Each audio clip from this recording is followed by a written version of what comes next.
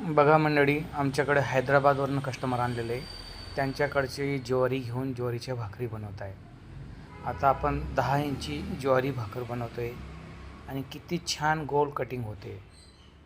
आपल्याला जी साईज पाहिजे त्या साईजची आपण कटिंग करू शकतो, 8, 10, 12 इंची. त्यानंतर आपण आता तव्यावर भाजतो आहे. एक भाकरी आपण पाणी लावून भाजूया. बघा, आपण वरून पाणी लावतो आहे.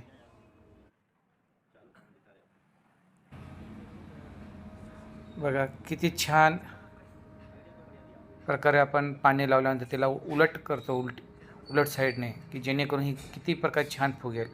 असे आपले प्रयत्न चालू आहे. बघा, कुठल्याही प्रकारे जळत नाही. आपण कमी टेम्परेचरवर ठेवलेलं आहे गॅस. आणि बघा कशी तुडुंब फुगते ज्वारीची भाकर. बघा, कुठं करपले नाही, काही नाही. किती छान भाकरी झाली.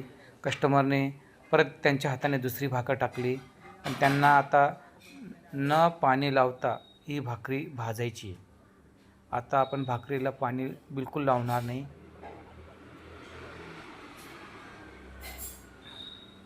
पाणी न लावता भाकरी भाजण्याचा आपला प्रयत्न चालू आहे.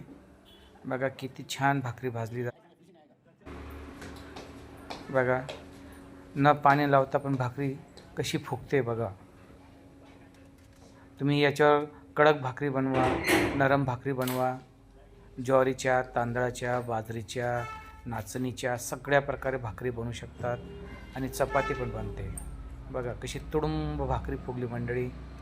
आपल्याला ज्या साईज